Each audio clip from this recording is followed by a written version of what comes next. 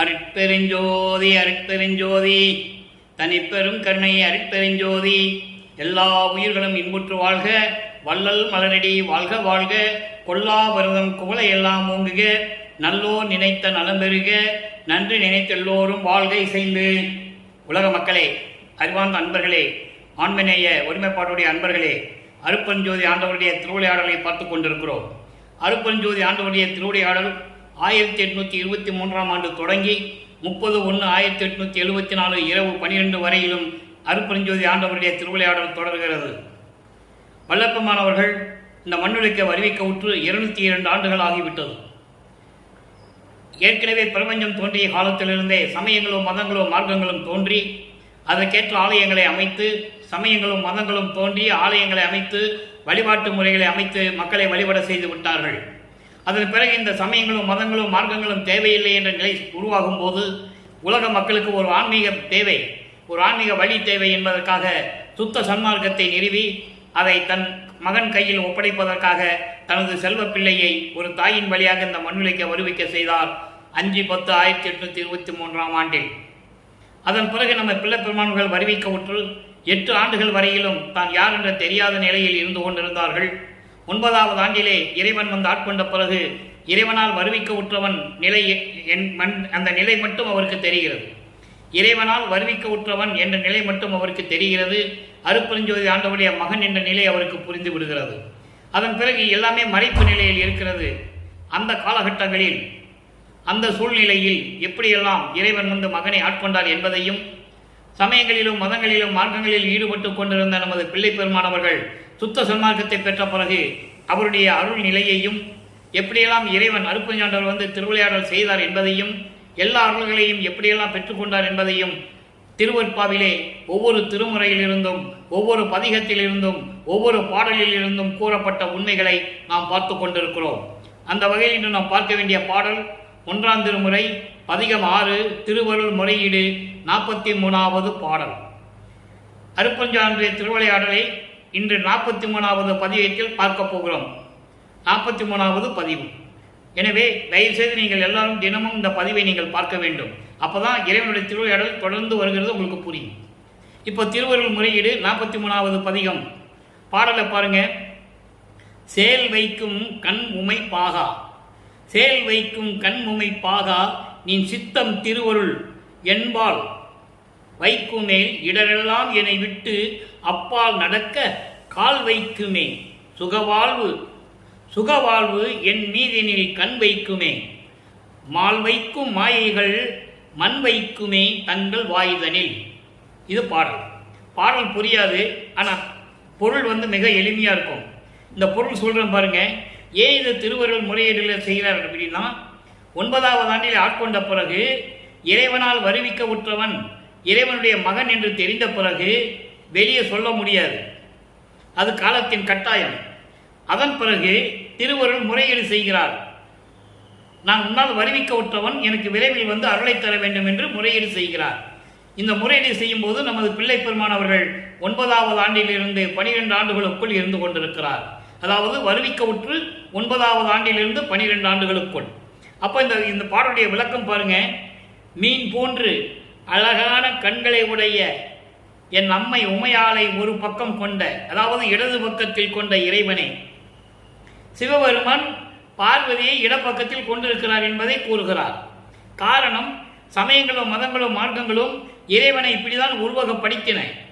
சைவ சமய தலைவர்களை சிவபெருமானாக இருந்தாலும் சரி, நடராஜனாக இருந்தாலும் சரி, சொக்கநாதனாக இருந்தாலும் சரி, யாராக இருந்தாலும் சரி, அந்த சைவ சமயங்கள் இறைவனை எப்படி உருவகப்படுத்தினார்களோ அதே போன்று வல்லப்பெருமானும் உருவகப்படுத்துகிறார்.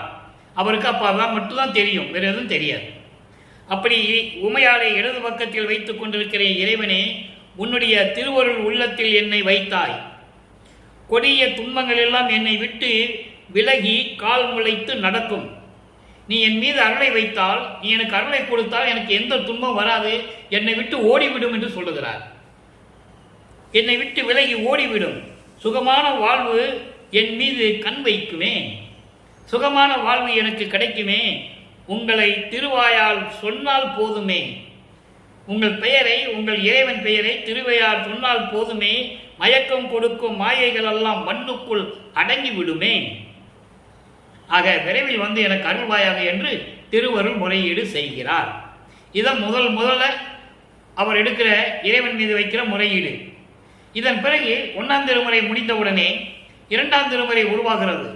2ஆம் திருமுறை உருவாகும் போது திருவொற்றியூர் செல்லுகிறார். 13வது ஆண்டில் தொடக்கத்தில் திருவொற்றியூர் செல்லுகிறார். மனதிடம் எப்படி சொல்லுகிறார், உள்ளத்திடம் எப்படி சொல்லுகிறார்? இறைவன் தான் நமக்கு துணை. இந்த உலகமே அழிந்தாலும் சரி, யார் அழிந்தாலும் சரி, இந்த நமச்சிவாயம் தான் நமக்கு துணை என்ற ஒரு நிலையை இங்கே கூறுகிறார். நற்றுணை விளக்கம் 2ஆம் திருமுறை பதிகம் 5 பாடல் 2. முதல்ல பாடலை கழிங்க, அப்புறம் நம்ம விளக்கம் தருவோம். காவின் மன்னவன் எதிர்க்கினும் காமன் கணைகள் ஏவினும் காலனே வரினும் பூவின் மன்னன் சீரினும் திருமால் போருக்கு நேரினும். பொருள் அல்ல நெஞ்சே, இதெல்லாம் ஒரு பெரிய விஷயமே கிடையாதுன்னு சொல்ற. ஓவில் மா துயர் எற்றினுக்கு அடைந்தாய் ஒன்றும் அஞ்சல் நீ உளவு அறிந்திலேயே நாவின் மன்னவரை கரதனில் சேர்த்த நமச்சிவாயம் கான் நாம் பெரும் துணையே. அப்போ மனதிடம் சொல்லுகிறார். மனம் ஒரு நிலையில் இல்லை. திருவொற்றியூர் செல்லுகிறார். மனதிடம் சொல்லுகிறார் இறைவனுடைய நிலையை. இந்த நமச்சிவாயம் தான் நமக்கு துணை என்று சொல்லுவார். அப்போ அந்த நிலையில் அவர் இருந்து கொண்டிருக்கிறார். சமயங்களிலும் மதங்களிலும் மார்க்கங்களிலும் இருக்க வைத்து தன் மகனிடம் திருவிளையாடல் செய்து கொண்டிருக்கிறார் அருட்பெருஞ்சோதி ஆண்டவர். காரணம், பின்னாளில் சுத்த சன்மார்க்கத்தை கொடுத்த பிறகு இதெல்லாம் பொய் என்று சொல்ல வேண்டும். அதனால் அங்கே இருக்க வைக்கிறார். இப்ப அந்த பாடலிய விளக்கம் பாருங்க. அதாவது அழகில் சிறந்த மன்னன், காவின் மன்னன் என்பது அழகில் சிறந்தவன் இந்திரன். அழகில் சிறந்த மன்னன் இந்திரன் எதிர்த்தாலும், காமன் காமக்கணைகளை தொடுத்தாலும், யமனே வந்தாலும், பூவின் மன்னன் பிரம்மன், செந்தாமரை மலரில் வீற்றிக் கொண்டிருக்கின்றவன் பிரம்மன் கோபப்பட்டாலும், திருமால் சண்டைக்கு வந்தாலும் சரி, அது ஒரு விஷயமே கிடையாது. என் நெஞ்சமே, மனமே, நீ கவலையே படாத. இதெல்லாம் நடந்தாலும் சரி, நீ கவலைப்படாதே மனமே. ஓவில் மாத்துயர் எற்றினுக்கு அடைந்தாய். ஏன் துன்பப்பட்டு கொண்டிருக்கிறாய்? கடுமையான துன்பங்களை அனுபவித்துக் கொண்டிருக்கிறாய். நீ இனிமேல் ஒன்றும் பயப்படாதே மனமே, முன்னுமே பயப்படாதே மனமே. உளவு அறிந்திலேயே, இந்த பயத்தை போக்குவதற்கான ஒரு ரகசியத்தை உன்னால் சூதுவை, அந்த சூழ்ச்சியை தெரிந்து கொள்ள முடியவில்லையே மனமே. அந்த சூழ்ச்சி என்ன? நமச்சிவாயம் என்ற பெயரை, அதுதான் நமக்கு துணை. அந்த நமச்சிவாயம் பெயர் எப்படின்னா, நாவின் மன்னரை கரைதனில் சேர்த்த. நாவின் மன்னர் திருநாவுக்கரசருக்காக இதை கூறுகிறார். இதில் ஒரு சின்ன விளக்கம் தர நான் கடமைப்பட்டிருக்கிறேன். இந்த பிரபஞ்சம் தோன்றிய காலத்திலிருந்தே எத்தனையோ கோடான கோடி முனிவர்கள், ரிஷிகள் எத்தனையோ தோன்றினார்கள். சித்தர்கள், சமய குறவர்கள், அந்தந்த காலகட்டத்தில் இருந்தவர்களை அடுத்த பிறகு, அதாவது கிரேத யுகத்திலே இருந்தவர்களை திரேத யுகத்தில் இருந்தவர்கள் சொன்னதில்லை. திரேத யுகமும் கிரேத யுகத்தில் வாழ்ந்த முனிவர்களையும் ரிஷிகளையும் துவார யுகத்தில் யாரும் சொன்னதில்லை. அதே போன்று இந்த 3 யுகங்களில் வாழ்ந்த பெரியோர்களை, அறிஞர்களை, முனிவர்களை, ரிஷிகளை கலியுகத்தில் இருந்தவர்கள் சொன்னதில்லை. அதே போன்று திருநாவுக்கரசரும் சம்பந்தனும் வாழ்ந்த ஒரே காலம், அந்த காலத்தில் இருந்தவர்களை சுந்தரன் சொல்லவில்லை. அதன் பிறகு சுந்தரன் வருகிறார். இந்த 3 பேரும் இருந்த காலகட்டங்களில் அவருடைய புகழையோ பெருமையோ வாதவூரான் சொல்லவில்லை மாணிக்க வாசகர். ஆனால் நமது இறைவன் வல்லப்பமானவர்கள் இந்த பிரபஞ்சம் தோன்றிய அத்தனை பேரையும் திருவருட்பாவிலே கூறியிருக்கிறார் என்பதுதான் சிறப்பான விஷயம். அவர்கள் பெயர் அழிந்துவிடக்கூடாது, அவர்கள் ஆற்றிய தொண்டுகள் மறைந்துவிடக்கூடாது. இறைவனுடைய திருவிளையாடல்கள் தொடர்ந்து மக்களுக்கு தெரியப்படுத்த வேண்டும் என்ற ஒரே காரணத்துக்காக தான் திருவருட்பாவிலே இவ்வளவு திருவிளையாடல்களை நமக்கு கூறியிருக்கிறார்கள். அதனால இங்கே திருநாவுக்கரசர் சொல்றாரு, சமண மதத்தில் இருந்த திருநாவுக்கரசர், அப்போ அவருக்கு பேர் கயேந்திரன். கயேந்திரனை சமண மதத்தை சேர்ந்தவர்கள், சமயத்தை சேர்ந்தவர்கள் எல்லாம் கல்லில் கட்டி ஆத்துல போட்டாங்க. அப்போ இறைவன் சிவபெருமான் திருவிளையாடல் செய்து கயேந்திரனை தண்ணீரிலிருந்து வெளியே கொண்டு வருகிறார். அதான் அப்பர் என்று பெயர். அப்பு என்றால் நீர், நீர் தத்துவத்தை கொண்டவர் திருநாவுக்கரசர். அந்த அப்பர் பின்னால் திருநாவுக்கரசர் என்று அழைக்கப்பட்டார் சிவபெருமானால். அப்ப அந்த திருநாவுக்கரசரை கரையில் சேர்த்த இறைவன் என்று சொல்லுகிறார். திருநாவுக்கரசரை கரையில் சேர்த்த இறைவன், அப்படிப்பட்ட இறைவன் நமச்சிவாயம் கான் மாம்பெரும் துணையே என்று கூறுகிறார். ஆக நமச்சிவாயம் தான் நமக்கு துணை என்று அந்த காலகட்டத்தில் வல்லப்பெருமான்கள் அருளி இருக்கிறார்கள். இப்போ இறைவனுடைய திருவிளையாடல் தொடர்கிறது. இப்போ 1ஆம் திருமுறையில் வெறும் முறையீடு, 2ஆம் திருமுறையில் இந்த நிலைகள் எல்லாம் சொல்லுகிறார் வல்லப்பெருமான். அடுத்து 3ஆம் திருமுறைக்கு வரும் திருவுலா வியப்பு. இங்கே இறைவனுடைய திருவிளையாடல் நடக்குது. திருவுலா வியப்பு என்பது இறைவன் திருவுலா வீதி வரும்போது, அதாவது பவனி வரும்போது இதே மனம் என்ன செய்கிறது? மனதிடம் சொல்லுகிறார், நமச்சிவாயம் தான் நமக்கு துணை என்று சொல்லிவிட்டார், சொல்லிதான் ஆகணும். அதுக்கப்புறம் அது பொய்ன்னு சொல்லுவார். அதை நம்ம பார்க்க போகிறோம். சுத்த சன்மார்க்கத்துக்கு வரும்போது அது பொய், அது தேவையில்லை, அருப்பறிஞ்சி தான் உண்மைன்னு சொல்லுவார். அதை நம்ம பார்க்க போகிறோம். இதை மனசில் வச்சுக்கங்க. இப்போ 3ஆவது திருமுறை வரும்போது திருவிழா வியப்பு. திருவிழா வியப்பு பவனி வரும்போது இறைவனுடைய நிலையை எப்படி கூறுகிறார், இவர் மனம் என்ன செய்கிறது, உலக மக்களுக்கு தெரிவிக்கிறார். அப்போ படிப்படியாக இறைவன் திருவிளையாடல் செய்து கொண்டிருக்கிறார். 3ஆம் திருமுறை பதிகம் 4 திருவிழா வியப்பு. 2வது பாடல் அந்தார் அணியும் செஞ்சடையார். அந்தார் அணியும் செஞ்சடையார் அடையார் புறம் 3 அவை. நல்லா கவனிக்கணும். அதாவது இறைவனுடைய திருவிளையாடலை சொல்றார். எந்தெந்த காலகட்டங்களில் எப்படி திருவிளையாடல் நடந்தது, சமயங்களும் மதங்களும் மார்க்கங்களும் சூழ்ந்திருந்த காரணம் 4 யுகங்களில், கிரேத யுகம், திரேத யுகம், துவார யுகம், கலியுகம். கலியுகத்தினுடைய கடைசியில தான் அருப்பெருஞ்சாளருடைய ஒரே திருவிளையாடல், கடைசி திருவிளையாடல். தன் மகனை இந்த மண்ணுக்கு வருவிக்க செய்து சுத்த சன்மார்க்கத்தை கொடுத்து சமரசமாக உலக மக்கள் வாழ வேண்டும் என்ற நிலையை உருவாக்கியது. இப்போ அடையார் புறம் 3 அவை அனலில் உந்தான் என்ற வெண் நகையார். சிவபெருமான சொல்றார், ஒற்றியார் ஒற்றி தியாகர் பவனி இங்கு வந்தார் என்றார். அந்தோ நான் மகிழ்ந்து காண வரும் முன், நான் மகிழ்ந்து காண வருமின் மந்தாகினி போல் மனம் என்னை வஞ்சித்து அவன் முன் சென்றதுவே. இது பாடல். அன்பர்களே, இந்த பாடல் மட்டும் தான் நான் குறிப்பெடுத்துட்டு வந்திருப்பேன். விளக்கம் எல்லாம் இறைவன் கொடுக்கின்ற விளக்கம். இந்த நிலையத்தில் இருந்துக்கிட்டு நான் பேசினா இந்த விளக்கம் கொடுப்பாரு. நான் உங்ககிட்ட பேசிட்டு இருக்கேன். விளக்கம் எல்லாம் யாரும் எழுதுறது இல்லை. ஏற்கனவே 6 திருமுறைக்கு விளக்கம் கொடுத்துருக்காங்க இறைவன், நான் எழுதியிருக்கேன். அந்த விளக்கத்தை தான் உங்களுக்கு சொல்லிட்டு இருக்கேன். நல்லா கவனிக்கணும். நீங்க பாடல் கஷ்டமா இருந்தால் விட பொருள் நீங்க உன்னிப்பா கவனிக்கணும். இப்ப பாருங்க, திருவிழா வியப்புல என்ன சொல்றாரு சிவபெருமானை பத்தி. அந்தார் அணியும். அந்தார் என்பது புத்தம் புது கொன்றை மலர்கள். சிவபெருமானுக்கு பிடித்த மலர் கொன்றை மலர். கொன்றை மலர்களை மாலையாக சூடி சடையில் சூடிக்கொண்ட இறைவன்.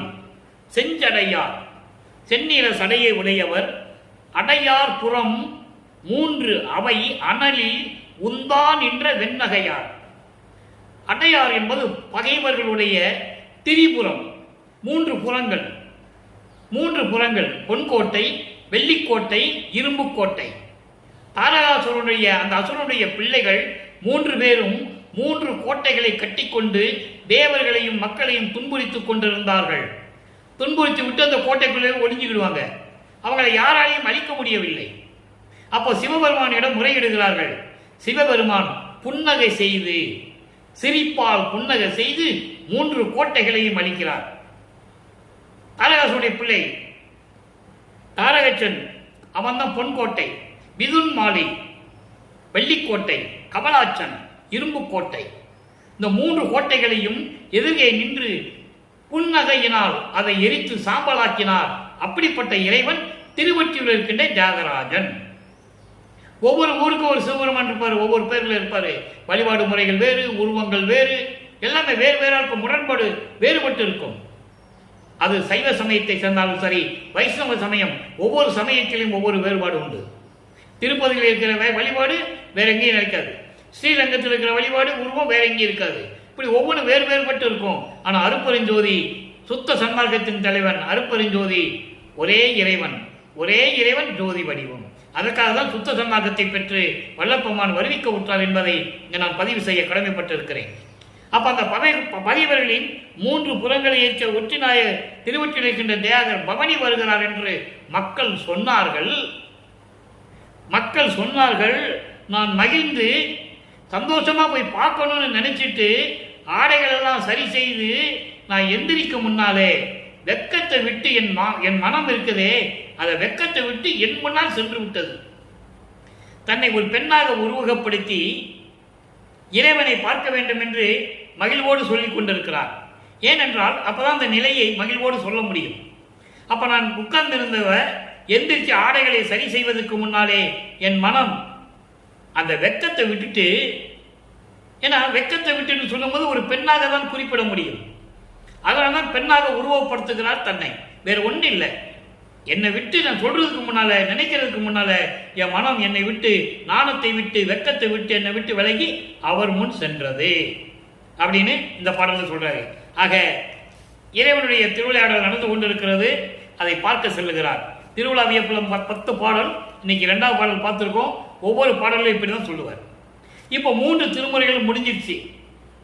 3 திருமுறைகள் முடிந்தவனே 4ஆம் திருமுறை உருவாகிறது. 4ஆம் திருமுறை உருவாகும் போது அதிசய மாலை 14வது பாடல். இன்னைக்கு அதிசய மாலையில கடைசி பாடல். நம்ம ஏற்கனவே 4ஆம் திருமுறையிலே பிரசாத மலை பார்த்தோம். அங்க திருநூறு வேண்டான்னு சொல்லுவாரு, அங்க நமச்சிவாய சிவாய நாம எதுவும் சொல்ல மாட்டார். இன்னும் சுத்த சன்மார்க்கம் அவர் வாங்கலை கையில. இறைவன் வீட்டு இருந்து அருப்பஞ்சாட்டு இருந்து அவங்க அப்பா வீட்டு இருந்து சுத்த சன்மார்க்கத்தை இன்னும் வாங்கலை. அதிசய மாலையிலே இறைவன் இவருக்கு முன்னால் எழுந்தருளுகிறார். அபராத மன்னிப்பு மாலை பார்த்தோம். சமயங்களிலும் மதங்களிலும் மார்க்கங்களில் இருக்கும்போது நான் செய்த தவறுகளை எல்லாம் மன்னிக்க வேண்டும், அபராதம் விதிச்சிடக்கூடாது, தண்டனையை கொடுத்துடக்கூடாதுன்னு சொல்லுவார். அதிசய மாலையில அவர் வந்து எழுந்தருளி அருள் கொடையை கொடுப்பதை சொல்லுவார். அது என்ன அருள் கொடை என்பது பின்னால விளக்கம் வரும். இப்போ அதிசய மாலை 13வது பாடல், நாளைக்கு தான் கடைசி பாடல், இன்னைக்கு 13வது பாடல். என்ன இது அதிசயம், இது அதிசயம் என் புகழுவேன். எப்படி இது அதிசயம் நடந்தது, எப்படி அதிசயம் நடந்தது எனக்கு தெரியல. இரவு பகல் அறியாமல் இருந்த இடத்திலிருந்து முன்னே மெய்தவம் புரிந்தார் இன்னேயும் இருப்ப மூடர்களில் தலை நின்ற வேடமன கொடியேன் நான். நல்ல கவனிங்க. சமயங்களிலும் மதங்களிலும் மார்க்கங்களில் இருக்கும்போது நான் இந்த நிலையில் முட்டாள்தனத்தில் அறியாமையில் இருந்தேன் என்று சொல்லுகிறார். இதற்கு முன்னால் இரவு பகல் பார்க்காமல் இந்த 4 யுகங்களிலுமே தவம் இருந்தவர்கள் இறைவனை பார்க்க வேண்டி தவம் இருந்து கொண்டிருக்கிறார்கள். அப்படி இருக்க அவர்களுக்கு அருளாமல் சமயங்களிலும் மதங்களிலும் மார்க்கங்களில் இருந்து கொண்டு தீய வழிகளிலே நடந்து கொண்டிருந்த என்னையும் பொன்னேய மிக புரிந்த புலைக்கடையே இழிந்த புழுவினும் இங்கு இழிந்து புகுந்த எண்ணெய் கருதி என்பது அண்டர்லைன், முக்கியமான வார்த்தை. சமயங்களிலும் மதங்களிலும் மார்களில் இருந்துவிட்டு அவமானப்பட்டு மலத்தில் இருக்கின்ற புழுவை விட கீழ்நிலையில் இருந்து கொண்டிருந்தேன். அவ்வளவு அவமானங்களையும் துன்பங்களையும் துயரங்களையும் தாங்கிக் கொண்டிருந்தேன். அப்படிப்பட்ட இருந்த என்னையும் மனதில் கருதி, ஐயோ மகனை வருவிக்க உற்று செய்தோமே, இவ்வளவு துன்பங்களை அனுபவிக்க விட்டோமே, இனிமேல் அவன் துன்பப்படக்கூடாது என்று என்னை மனதில் நினைத்து என்னை கருதி தன் நேயமுறை எனக்கும் என்பது பெரும் தயவோடு கருணையோடு தன்னிடம் உள்ள ஒரு அருள் கொடையை எனக்கு அளித்து மகிழ்ந்தான். என்ன அருள் கொடை? அடுத்த பாடலை நம்ம பார்க்க போறோம். இப்போ அருள் கொடை மட்டும் ஞாபகம் வச்சுக்கோங்க. என்ன கொடுத்தாரு? இப்போ இந்த திருவிளையாடல் நடக்கும்போது இறைவன் மகன் முன்னால் எழுந்தருளி இந்த திருவிளையாடல் நடக்கும்போது வல்லப்பமானவர்கள் வருவிக்க உற்று 24வது ஆண்டிலிருந்து 32 ஆண்டுகளுக்குள் இருந்து கொண்டிருக்கிறார். அந்த 8 ஆண்டுல என்ன நடந்தது? இந்த திருவிளையாடல் நடப்பதற்கு முன்னால் ஒரு திருவிளையாடல். நான் ஒவ்வொரு நாளும் அந்த பதிவை நான் பதிவு செய்கிறேன். காரணம் சொல்லிதான் ஆக வேண்டும். தனக்கோடி அம்மையாருக்கு திருமாங்கல்யம் கட்டி தாலி கட்டி அந்த அம்மாவுக்கு மோட்ச வீட்டை காட்டியது, விமோசனம் கொடுத்தது, சொல்லிதான் ஆக வேண்டும். தனக்கோடி அம்மையாருடைய கதாபாத்திரம் ஒரு அற்புதமான பாத்திரம். திருவிற்பாவிலே பாத்திரம் என்பது ஏற்கனவே நடந்த திருவிளையாடலிலே இவர் தாலி கட்டினால்தான் அந்த அம்மையாருக்கு சாபம் நீங்கி விமோசனம் கிடைக்கும், மோட்ச வீடு கிடைக்கும் என்பது நியதி. திருவிற்பாவிலே பாடல்ல உண்டு. இது கற்பனையோ கதை அல்ல, திருவிற்பாவிலே உண்டு. அதை நம்ம பின்னால பார்க்க போறோம். நீ 2 நாள் அதை நம்ம பார்க்க போறோம் அந்த பாடலை. இப்போ மனசுல மட்டும் வச்சுக்கங்க. ஆக அந்த நிகழ்ச்சி முடிந்த பிறகு 32 ஆண்டுகள் முடிந்த பிறகு அந்த காலகட்டங்களில் இறுதியான காலகட்டத்தில் எழுந்தருளி ஒரு அருள் கொடையை கொடுக்கிறார். மகனை இதை பெற்றுக்கொள் என்று மகிழ்வோடு அளித்தான் இறைவன் என்று சொல்லுகிறார். அவர் யாரு? தனித்த சிவகாமி வள்ளிக்கு மகிழ்ந்த இனித்த நடத்தவனே, என் அம்மை சிவகாமி வள்ளி இருக்கிறாளே என் தாய், அவள் மனம் மகிழும்படி இருக்கின்ற அருளநலம் செய்து கொண்டிருக்கின்ற எனது இறைவனே என்று சொல்லுகிறார். ஆக 4ஆம் திருமுறை வரும்போது இறைவன் திருவிளையாடல் செய்து மகனுடைய காட்சி கொடுத்து அருளை கொடுக்கிறார். நல்லா கவனிச்சுக்கணும் நீங்க, அருளை கொடுக்கிறார். இன்னும் சுத்த சன்மார்க்கத்தை வாங்கல. நம்ம அன்பு மாலையில வரும்போது பார்க்க போறோம். இந்த பாடல் முடிஞ்ச உடனே அன்பு மாலை தான். அப்போ அது உங்களுக்கு புரியும். ஆனா மனசுல வச்சுக்கணும், நீங்க ஏதோ நடக்க போகுது, இறைவனுடைய திருவிளையாடல் நடக்க போகுதுன்றதை நீங்க நினைச்சுக்கணும். அப்போ அந்த அருள் கொடையை கொடுத்ததை கூறிவிட்டார். இப்போ 4 திருமுறைகள் முடிந்து விட்டது. இந்த 4 திருமுறைகள் முடிந்தவுடனே வல்லப்பமானவர்கள் வருவிக்கவுற்று 32 ஆண்டுகள் முடிந்து விட்டது. 51 ஆண்டுகளில் 32 ஆண்டுகள் முடிந்து விட்டது. அருட்பஞ்சமடைய ஆண்டவருடைய திருவிளையாடல் 51 ஆண்டுகள் நடக்கணும். 32 வருஷம் கழிஞ்சிருச்சு, முடிஞ்சிருச்சு. இனி 18 வருஷம் இருக்கு. 18 வருஷத்துல 16, இனி 2 8 நம்ம சொல்லணும். சொன்ன பிறகு கடைசியில் 2 வருஷம் தான் கிளைமேக்ஸ், உச்சக்கட்டம். அது நம்ம கடைசியாக பார்க்க போறோம். இப்போ நடக்கிற திருவிளையாடலை மட்டும் நம்ம பேசிட்டு இருக்கோம். பாடலில் இருக்கிறத வல்லப்பமான் கூறியதை உங்களுக்கு நான் சொல்லிட்டு இருக்கேன். இப்போ 6ஆம் திருமுறை உருவாகிறது. 32 ஆண்டுகள் முடிந்து வருவிக்க விட்டு 32 ஆண்டுகள் முடிந்து 33வது ஆண்டில் அடியெடுத்து வைக்கிறார். வருவிக்க விட்டு 32வது ஆண்டில் அடியெடுத்து வைக்கும் போது தந்தை சுத்த சன்மார்க்கத்தை கொடுப்பதற்கு தயார் செய்கிறார் மகனை. சுத்த சன்மார்க்கத்தை கொடுக்க வேண்டும். சுத்த சன்மார்க்கத்தை கொடுக்கும்போது தன் மகன் தத்துவங்களை கடந்திருக்க வேண்டும், ஏமசித்தியை பெற்றிருக்க வேண்டும். ஏமசித்தி வாங்கியாச்சு. 4ஆம் திருமுறையிலே நம்ம பார்த்துட்டோம். பிரசாத மாலையிலே எல்லாம் கிளீனா ஒவ்வொரு பாடலும் நம்ம பார்த்துட்டோம். இனிமே ஏமசித்தியை பெற்ற பிறகு சாகா கல்வியை கொடுக்கணும். அதுக்கப்புறம் தத்துவங்களை கடக்கணும். அதுக்கப்புறம் அந்தங்களை கடக்கணும். அதுக்கப்புறம் சரியை கிரிய யோகம், இந்த 12 நிலைகள் சமயங்களில் மதங்களில் இருந்துட்டு 13வது ஞான சரியிலிருந்து போகணும். அப்புறம் கடவுள் நிலையை அறிந்து அம்மையமாகணும். இவ்வளவு வேலைகள் இருக்கு. இப்போ சுத்த சன்மார்க்கத்தை கொடுக்கணும் மகனுக்கு. என்ன நடக்குது நல்லா கவனிங்க. 6ஆம் திருமுறை திருவடி முறையீடு 10வது பாடல். இன்னைக்கு திருவடி முறையீடுடைய கடைசி பாடல். 1ஆம் திருமுறையிலே திருவருள் முறையீடு. அப்ப அவருக்கு எதுவுமே தெரியாது. வருவிக்க உற்றவன் இறைவனிடம் முறையீடு செய்கிறார். நீ இந்த மண்ணுலகத்தை என்னை வருவிக்க செய்தாய், எனக்கு அருளை கொடுன்னு கேட்பார். திருவருள் முறையீடுல, திருவடி முறையீடுல என்ன நடக்குது? சுத்த சன்மார்க்கத்தை கொடுக்க போறாரு. சமயங்களிலும் மதங்களிலும் மார்க்கங்களிலும் இந்த குற்றங்களை நீக்க சொல்லணும். சாகா கல்வியை கொடுக்கணும். மரணமில்லா பெருவாளை கொடுக்கணும். அதுக்கப்புறம் தத்துவங்களை ஜெயிக்க வைக்கணும். நிறைய வேலைகள் இருக்கு. இப்போ அந்த பாடல் என்ன சொல்றாரு பாருங்க. சுதந்திரம் உனக்கே கொடுத்தனம். எப்பா அருப்பெருஞ்சோதி, நீ என்னை வருவிக்க விட்டு நான் பட்ட பாடு போதாதா? எல்லா சுதந்திரம் உனக்கு தான், என்கிட்ட எதுவுமே இல்லை. எது செஞ்சாலும் உன்னுடைய செயல், உன்னுடைய திருவருள் செயல். சுதந்திரம் உனக்கே கொடுத்தனம். உனது தூய நல் உடம்பெனில் புகுந்தேன். நல்லா கவனிக்கணும்.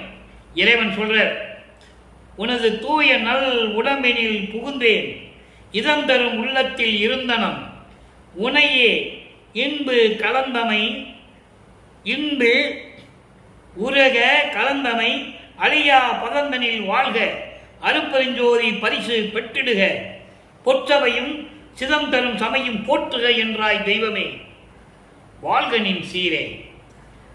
இவர் திருவள்ளுவர் முறையீடு செஞ்சாரு. ஒன்றும் அருளை கொடுக்கல. அப்புறம் 4ஆம் திருமுறைக்கு வரும்போது அருளை கொடுத்து ஒரு அருள் கொடையை கொடுத்துட்டாரு. இப்ப மகன்கிட்ட என்ன சொல்றாரு? சுத்த சன்மார்க்கத்தை கொடுத்த பிறகு சொல்லுகிறார், நல்ல பாருங்க, சுதந்திரம் உனக்கே கொடுத்து விட்டேன். என்கிட்ட ஒன்றும் கிடையாது மகனே, எல்லாம் உனக்கு கொடுத்தாச்சு. உன்னுடைய சுத்த தேகத்தில் நான் புகுந்து கொண்டேன். அதன் தூய தூய நல் உடம்பினில் புகுந்தேன். உன்னுடைய சுத்த தேகத்தில் நான் புகுந்து கொண்டேன். இதன் தரும் உள்ளத்தில் இருந்தனம். உன் அன்பான உள்ளத்தில் இருந்து கொண்டிருக்கிறேன். முனையே இன்பு உருக கலந்தனம். எப்படி பாருங்க, பேரின்பம். நீ பேரின்பமாக இருக்கணும்னு சொல்ற. அழியா பதந்தனில் வாழ்க, மரணமில்லா பெருவாழ்வில் நீ வாழ்க, அருப்பெருஞ்சோதி பெற்றிடுக. அதை தான் சொன்னாரு. அருள் கொடை ஒன்று கொடுத்தாருன்னு சொன்னல, அது என்னது? அருப்பெருஞ்சோதி. 4ஆம் திருமுறை வரும்போது பேர் சொல்ல மாட்டாரு. ஒரு அருள் கொடையை கொடுத்தாரு, ஒரு அருள் கொடையை கொடுத்தாருன்னு தான் சொல்லிக்கிட்டே வருவார். சுத்த சன்மகத்தை பெற்ற பிறகு அது அருப்பெருஞ்சோதி கொடுத்தாரு. அதை இங்கே இறைவன் உறுதி செய்கிறார் மகனிடம். மகனே, அருப்பெருஞ்சோதி பரிசு பெற்றிடுக. இவ்வளவு அற்புதம் பாருங்க. யார் சொன்னது? பிரபஞ்சம் தோன்றிய காலத்திலிருந்து இறைவன்கிட்ட நான் இதெல்லாம் வாங்கினேன்னு யார் சொன்னது? நோவாமல் நோன்பு என்னை போல் நோற்றவரும், எஞ்ஞான்றும் சாதாவரம் என்னை போல் சார்ந்தவரும், தேவானின் பேரர்களை என்னை போல் பெற்றவரும், எவ்வுலகில் யார் உலர் சற்றே அறைன்னு கேட்பார். அறைன்னு சொல்லு, உன்னை நம்ப முடியாது. பிரபஞ்சத்தில் நீ திருவிளையாடல் எவ்வளோ செஞ்சிருக்க, என்ன மாதிரி நீ யாருக்கையாவது கொடுத்துருக்கையான்னு கேட்குற. அவர் இல்லைன்னு சொல்லுவார். அது அகவல்ல சொல்லுவார். நான் அடிக்கடி சொல்லுவது உண்டு. அற்புதமான இடம். எத்தனை தடவை சொன்னாலும் மனசு அப்படியே அப்படி அவ்வளவு சந்தோஷமா இருக்கும். சாவா நிலை இது தந்தனம் உனக்கே ஆவா என அருளிய நற்பெருஞ்சோதி. உனக்கு மட்டும்தான் மகனை கொடுத்திருக்கேன்னு சொல்லுவார். ஆக இப்படி மரணமில்லா பெருவாழ்வை பெற்றிடுக, அருப்பெருஞ்சோதியும் பெற்றிடுக, பொற்சபையும் சிதம் தரும் சபை. சிதம் தரும் சபை என்பது சிற்சபை. பொற்றவையும் சிற்றவையும் போற்றுக என்றாய். என் தெய்வமே, அருப்பெருஞ்சோதியே, வாழ்க உன் சீர், வாழ்க உன் புகழ், வாழ்க உன் அருள் என்று சொல்லி இந்த பாடலை நமக்கு அருளி இருக்கிறார்கள். நம்மளையெல்லாம் படைத்து காத்துக் கொண்டிருக்கின்ற இறைவன் அருப்பெருஞ்சோதி ஆண்டவராகிய வல்லற்பமானவர்கள். அடுத்து பதிகம் 16 பார்த்தாச்சு. அடுத்து பாருங்க, 20 பிள்ளை பெரு விண்ணப்பம். 20 பிள்ளை பெரு விண்ணப்பம். வாடிய பயிரை கண்ட போதெல்லாம் வாடினேன். அன்பர்களே, இந்த வரியை நீங்க கேள்விப்பட்டிருப்பீங்க. விளக்கம், சரியான விளக்கம் இன்னைக்கு நான் தரப்போறேன். இறைவன் கொடுத்தது, அவருடைய தயவாலயம் கண்ணையாலயம் பெற்றுக்கொண்ட விளக்கம். நல்லா கவனிங்க. வாடிய பயிரை கண்டபோதெல்லாம் வாடினேன், பசியினால் இளைத்தே வீடுதோறும் இறந்தும், பசி ஆறாது அயர்ந்த வெற்றாரை கண்டு உளம் பதைத்தேன், நீடிய பிணியால் வருந்துகின்றோர் என் நேர் உற கண்டு உளம் துடித்தேன். இதுல 2 சூட்சமமான விளக்கம் இருக்கு. பசி, பிணி, தாகம், இச்சை, எளிமை, பயம், கொலை. இதான் ஜீவகாருண்ய ஒழுக்கத்தில் கூறப்பட்ட 7 பிரிவுகள். பசி, முதல்ல பசி. உயிர்கள் பசி எடுக்கும்போது பசியாற்ற வேண்டும். அதன் பிறகு பிணியை போக்க வேண்டும். பிணியோடு இருக்கின்றவனுக்கு பசி பெருசா தெரியாது. நல்லா கவனிக்கணும் நீங்க. அப்போ அதாவது நோயில் இருக்கின்றவன் சாப்பாடு உள்ள போகாது. அவனை நோயை நீக்கினாதான் பசியாற்ற முடியும். நல்லா கவனிக்கணும். சோறு மட்டும் போடுவது ஜீவகாருண்ய ஒழுக்கம் அல்ல என்பதை வல்லப்பெருமான் தெளிவாக கூறுவதை நாம் பார்க்கிறோம். 7 வகைகள் இருக்கிறது. பசித்தி சோறு போட வேண்டும். அதே நேரத்தில் பிணியோடு இருக்கின்றவனுக்கு பிணியை நீக்கிதான் பசியை போட வேண்டும், பசியாற்ற வேண்டும். நோய் வந்துருச்சு, சாப்பிட்டா வாங்கி எடுப்பான், சாப்பாடு செல்லாது. அப்ப அந்த நோயை போக்கணும். நோயோடு இருக்கிற நோயை போக்கிட்டு அவனுக்கு பசியாற்ற வேண்டும். அவன் நோயோடு இருக்கும்போது சாப்பிடுன்னு சொல்லக்கூடாது. எப்படி சாப்பிடுவான்? அதுதான் இங்கே பசியை சொல்லிட்டு பின்னால பிணியை சொல்றாரு. நல்லா கவனிக்கணும். ஜீவகாருண்ய ஒழுக்கம் மோட்ச வீட்டின் திறவுகோள். ஜீவகாருண்ய ஒழுக்கம்னு வச்சாரு. அதுல ஜீவகாருண்யமே மோட்ச வீட்டின் திறவுகோள் அல்ல. ஜீவகாருண்ய ஒழுக்கமே மோட்ச வீட்டின் திறவுகோள். ஜீவகாருண்ய ஒழுக்கமாக இருக்க வேண்டும். சைவ நெறியில் இருந்து கொண்டு செய்ய வேண்டும். அப்படின்னா தான் அந்த பூட்டை திறக்க முடியும். இல்லைன்னா அது கள்ள சாதி ஆயிடும். பூட்டை திறக்க முடியும். இந்த சாதியை வச்சு அதை திறக்க முடியாது. அப்போ ஜீவகாருண்ய ஒழுக்கம் என்பது மிக முக்கியமானது. பசியாற்றுதல், பிணியை போக்குதல், 2 தான் முக்கியம். கடைசியில் வரும்போது கொலை. உயிர்களை கொலை செய்வதை நிறுத்த வேண்டும். உயிர்களை கொலை செஞ்சுட்டு கொலை செய்கிற தொழில் செஞ்சுட்டு ஜீவகாரண்யம் பண்ணால் அது ஜீவகாரண்ய ஒழுக்கம் அல்ல, மோட்ச வைக்கும் திறவுகோல் அல்ல. இறைவன் கொடுத்த விளக்கம் இது. அடுத்து பாருங்க, நீடிய பிணியால் வருந்துகின்றோர் என் நேர்வுறக் கண்டு உள்ளம் துடித்தேன். ஈடியின் மாணிகளாய், நல்லா கவனிக்கணும், ஈடியின் மாணிகளாய் ஏழைகளாய் நெஞ்சு இழைத்தவர் தந்தை கண்டே இழைத்தேன். வாடிய பயிரை கண்ட போதெல்லாம் வாடினேன். இந்த வாடிய பயிர் என்பது இந்த பிரபஞ்சத்தை அத்தனை உயிர்களும். பயிர் என்பது புஞ்சையில நஞ்சையில விளையிற பயிர் கிடையாது. அதுவும் அதுல ஒண்ணு இருக்கு. காரணம் அகவல்ல சொல்லுவாரு, ஊர்வன பரப்பன உருவன நடப்பன ஆர்வர காத்தர்கள் அருப்பெருஞ்சோதி. அதான் வாடிய பயிரை கண்ட போதெல்லாம் வாடினேன்னு சொன்னார்.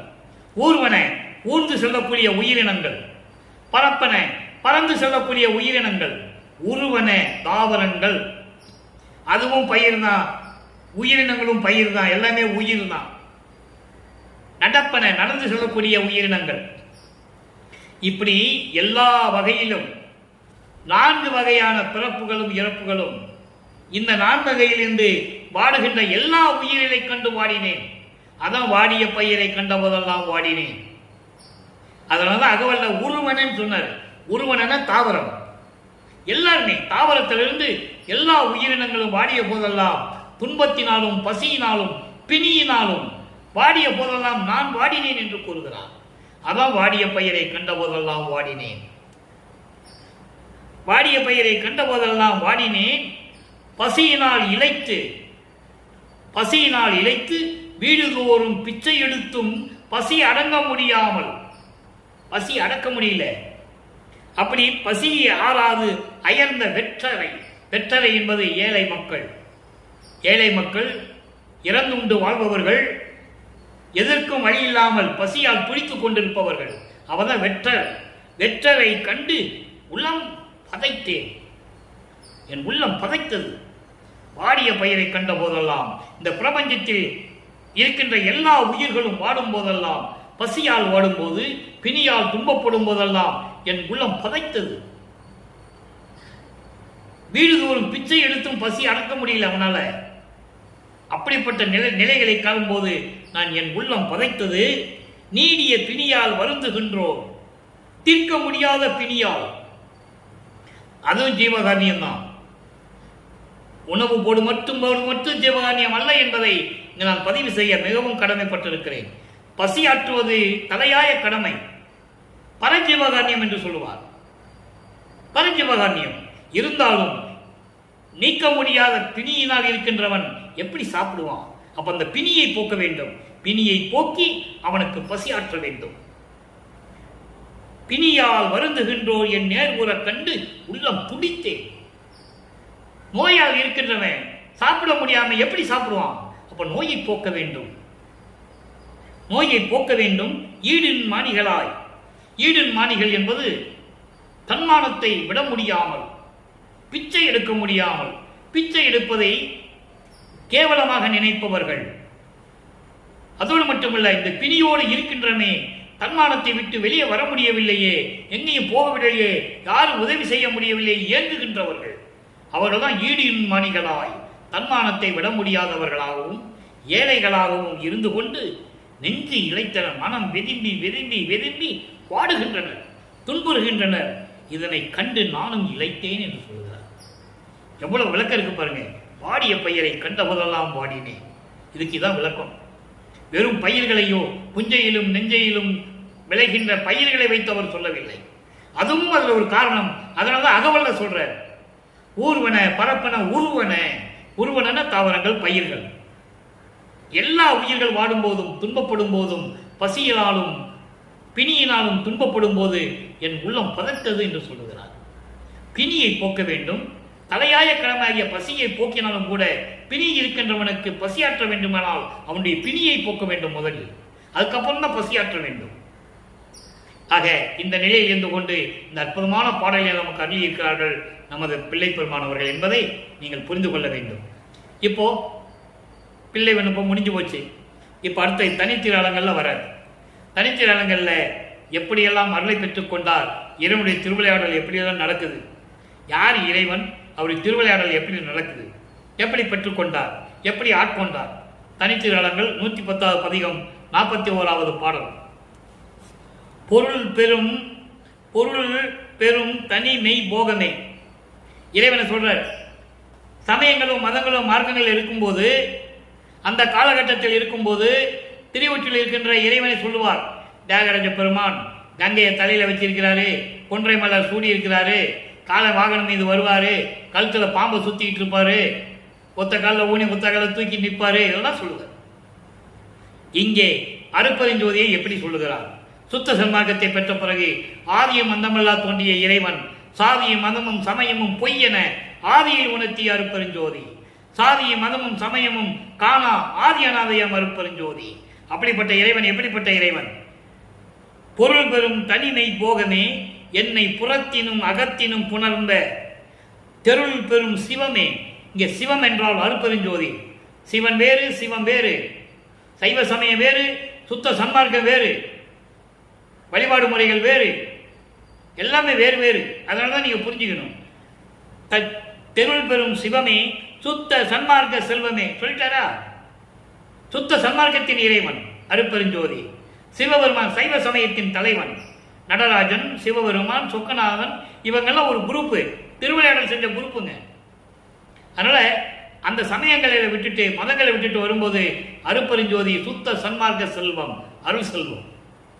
நான் பெற்ற சிறப்பே, மருள் பெறும் கடலை கடத்தி எந்தனை வாழ்வித்த என் பெரு வாழ்வே. அருட்பெருஞ்சோதி அம்பலத்து அரசே, அம்மையே, அப்பனே, அபயம். இது பாடல். விளக்கம் பாருங்க. பொருள் பெறும் தனி மெய் போகமே, அருள் செல்வம் கொண்ட ஒப்பற்ற சிவானந்த அனுபவமே. சிவானந்த அனுபவம். அவர் யாரு? அருட்பெருஞ்சோதி. அதான் மெய்போகம் என்று சொல்லுவார். தனி மெய்போகம். மெய்போகத்திலே தனி மெய்போகம் சொல்லுவார்.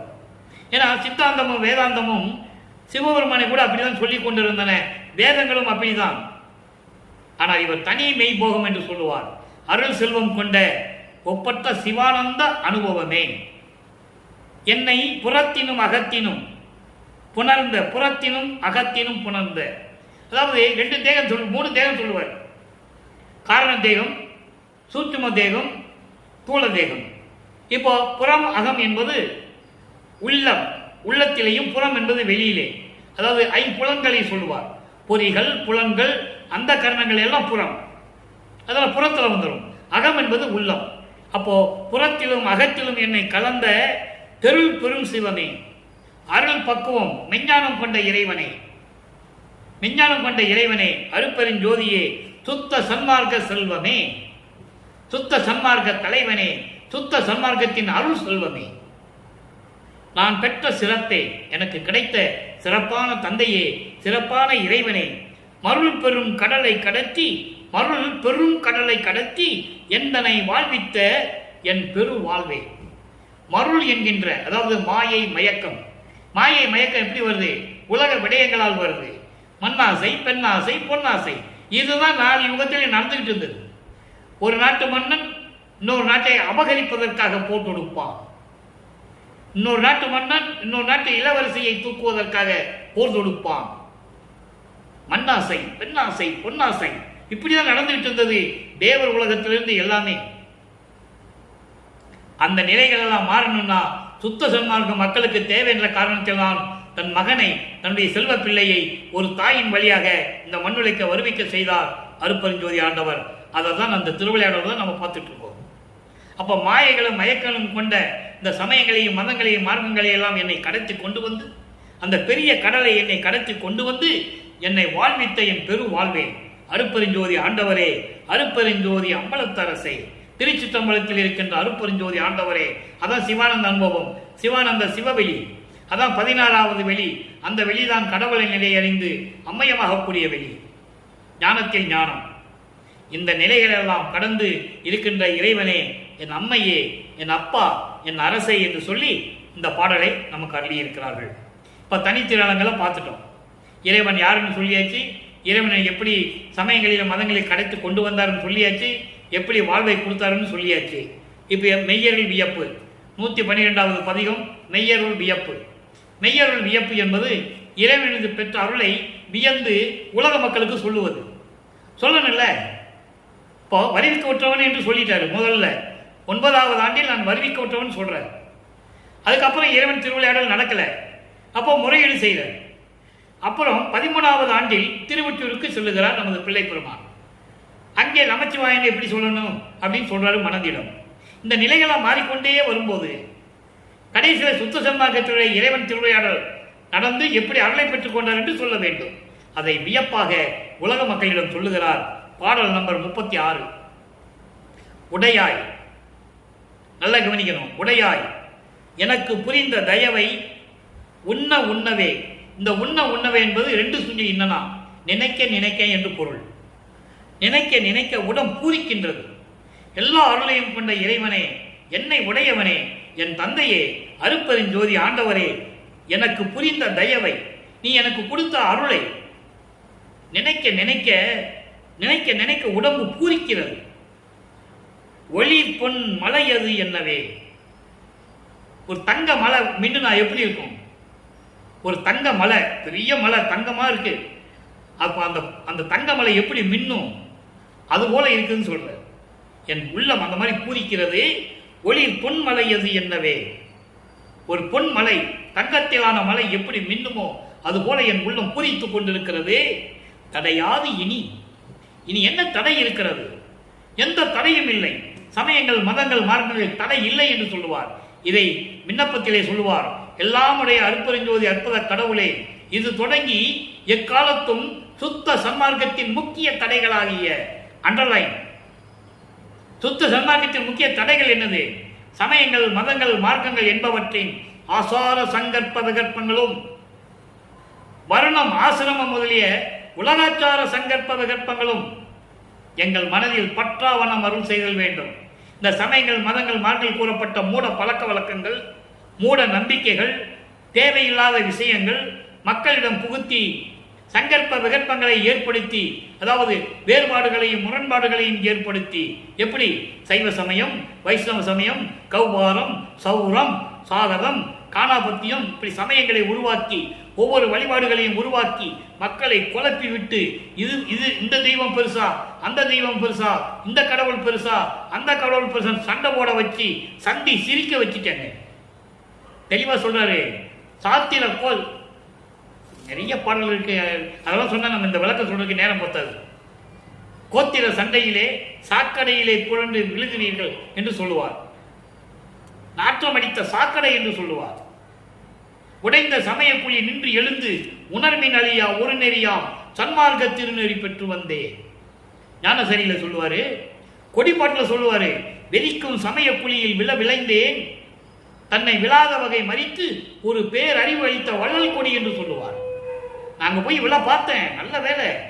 அங்க மறித்து அந்த தடையை நீக்கி என்னை கொண்டு வந்து சுத்த சன்மார்க்கத்தை கொடுத்து பேரறிவை கொடுத்தன்னு சொல்லுவார். அதை சொல்றாரு. தடை யாது இனி? இனி தடையே கிடையாது.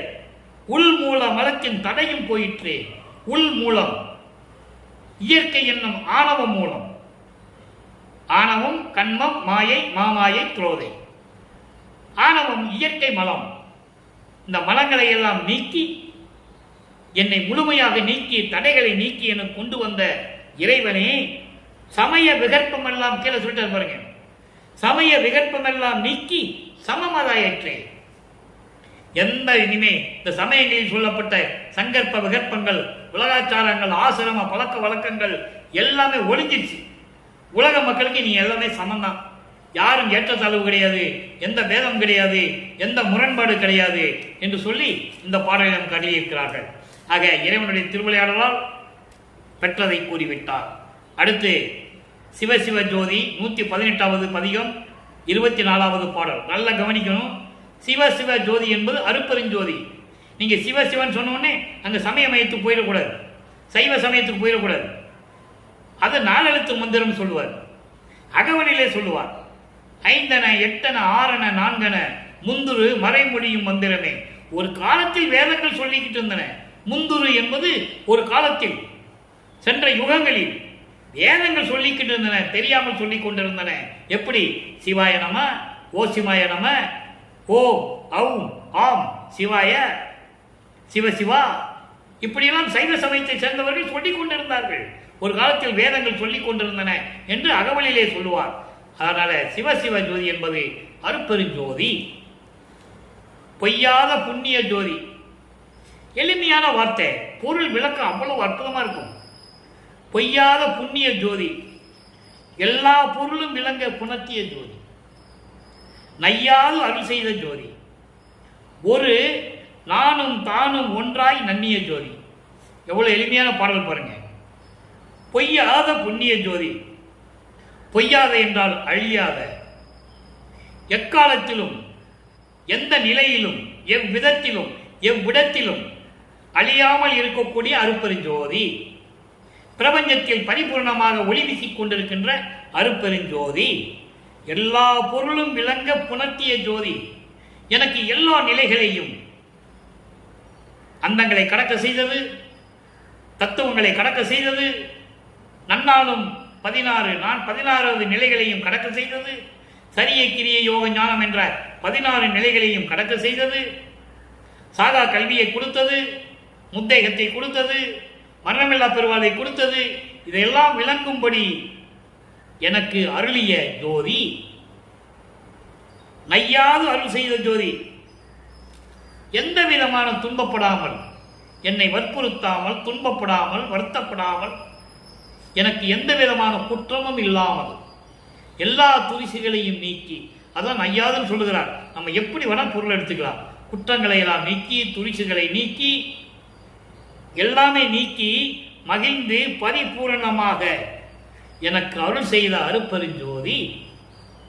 அடுத்து சொல்றார் பாருங்க, ஒரு நானும் தானும் ஒன்றாய் நன்னிய ஜோதி. புரிஞ்சிச்சு உங்களுக்கு? அருட்பெருஞ்சாண்டவர் நானும் ஒன்னாயிட்டோம்னு சொல்றேன். நான் தான் அருட்பெருஞ்சோதி, அருட்பெருஞ்சோதி தான் நான். இவன் அவனாகிவிட்டான் என்று சொல்லுவார் ஒரு பாடலிலே. வருவித்த வண்ணமும் நானே, இந்த மாநிலத்தை செய்யும் வண்ணமும் நானே, நான் தான் பிரபஞ்சத்தை இயக்கிறேன்னு சொன்னார். என்னையும் இரக்கந்தனையும் ஒன்றாக இசைவித்து இம்மண்ணில் வாழ்வுற வருவித்த கருணை வள்ளல் நீ என்று சொல்லுவார். இரக்கனா என்ன? நான் தான். நான் தான் யாரு? இரக்கம்தான். இந்த நிலையில் என்னை வருவிக்க செய்தா என்று சொல்லுவார். அவ்வளவு அற்புதம் பாருங்க. இதெல்லாம் மக்களிடம் யாரும் சொல்லவில்லை, அதனால் மக்களுக்கு தெரியவில்லை. ஒரே வார்த்தை தான் சொன்னார்கள், வள்ளலார் சோறு போட சொன்னார், முடிஞ்சு போச்சு. That's all your honour. அந்த மாதிரி அப்படியே பேசி பேசி பழகிட்டாங்க. வல்லப்பெருமான் யாரு? இறைவனுடைய செல்வ பிள்ளை, 4 யுகங்களில் இருந்தவர். பாடல்ல சொல்லுவார். எல்லாம் அதான் அன்பர்களை ஏற்கனவே நான் சொல்றேன், கற்பனையாவோ கதையாவோ பேசுறது இல்லை, எல்லாமே பாடல்ல இருக்கு. சொல்லுவார் பாருங்க, புதிய நல்லேன் தொன்று தொட்டு உனது பூங்குழலுக்கு அன்பு பூண்டவன் கான். எங்க வச்சு சொல்றாரு? திருவொற்றியூர்ல வச்சு. என்ன நீ புதுசா இருக்கிற மாதிரி நினைச்சிட்டு இருக்க, எனக்கு தெரியும். தொன்று தொட்டு ஒவ்வொரு யுகத்திலையும் நான் உனக்கு அன்பு பூண்டவன். இன்னொரு பாடல்ல சொல்லுவாரு, புதிய நின்ற என்னை போக்குதோரோ நீர் பூர்வித்தினும். பூர்வீகம், பூர்வீகம் என்ன? பிரபஞ்சம் தோன்றிய காலத்திலிருந்தே உன் திருவடிக்கு நான் அடிமை கொண்டவன் என்று சொல்லுவார். ஒவ்வொரு யுகத்திலும் இருந்துவார். ஊழிது ஒரு ஊழி உலகினும் அடியா உடம்பை அளித்தனன் என்று சொல்லுவார். ஊழிது ஒரு ஊழி உயிர் அழைத்து ஓங்கினன் என்று சொல்லுவார். அகவல்ல சொல்லுவாரே, ஊழிது ஒரு ஊழி உலப்புறாது ஓங்கி வாலி என்று எனக்கு வைத்த நன்னிதியை என்று சொல்லுவார். ஆக ஒவ்வொரு யுகத்திலும் இருந்தவர் என்பதை இங்கே நான் பதிவு செய்ய கடமைப்பட்டிருக்கிறேன். வளர்ப்பமானுக்கு வயது இல்லை. வளர்ப்பமானை பற்றி பேசும்போது வயதை குறிப்பிட்டு சொல்லக்கூடாது. ஆக நான் தான் அருட்பெருஞ்சோதி, அருட்பெருஞ்சோதி தான் நான். அதனால தான் சொன்னாரே, அருட்பெருஞ்சோதியை நீங்கள் வழிபடுங்கள், ஒரே கடவுள் அருட்பெருஞ்சோதி என்று கூறினார்கள். இதனுடைய முடிவான திருவிளையாடல் நாம் பின்னால பார்க்க போறோம். இப்போ இதை மட்டும் மனசுல வச்சுக்கங்க. வல்லப்பெருமான் யாருன்றது இன்னும் நான் உங்களுக்கு சொல்லலை. என்ன தனக்கொடி அம்மையாருக்கு தாலி கட்டினால் அதோட ஒரு பெரிய கதாபாத்திரம், ஒரு பெரிய திருவிளையாடல் நடந்துகிட்டு இருக்கு. அதை நம்ம கடைசியில் சொல்லுவோம். இப்போ பாடல் இருக்கிறத பற்றி நம்ம திருவிளையாடலை பற்றி பார்த்துட்டு இருக்கோம். இப்போ இந்த நிலை உருவாகிறது. அப்போ நான் தான் அருட்பெருஞ்சோதி, அருட்பெருஞ்சோதி நான் என்று சொல்லி இந்த பாடலை நமக்கு அருளி இருக்கிறார்கள். அதோடு மட்டுமல்ல, இந்த பாடலை சொல்லுவார், நான் தானானான், தான் நானானான், நானும் தானும் ஆனோம் ஒன்றானோம். அற்புதமா இருக்கும். வானானான் ஞான மணிமன்றில் ஆடுகின்றான், தேனானான் என்னுள் குழாவுகின்றான் கோமானை என்று சொல்லுவார். அப்படிப்பட்ட நிலையில் இருந்து கொண்டிருக்கின்ற வல்லற்பெருமானை அருட்பெருஞ்சோதி ஆண்டவரை வணங்கி சுத்த சன்மார்க்கத்தில் இருந்து கொண்டு உருவ வழிபாடுகளை ஒழித்து கொலையும் புலையும் தவிர்த்து மாமிச உணவுகளை தவிர்த்து உருவ வழிபாடை தவிர்த்து ஜோதி வழிபாடு செய்து இறைவனிடம் எல்லா அருள்களையும் செல்வங்களையும் பெற்றுக்கொண்டு நீங்கள் வாழ்வாங்க இந்த வையகத்திலே வாழ இறைவனுடைய தயவாலயம் கனியால் வாழ்த்து விடைபெறுகிறேன். மீண்டும் நாளை சந்திப்போம். நன்றி, வணக்கம். அருட்பெருஞ்சோதி அருட்பெருஞ்சோதி தனிப்பெருங்கருணை அருட்பெருஞ்சோதி அருட்பெருஞ்சோதி ஆண்டவருடைய திருவிளையாடல் நாளை தொடரும்.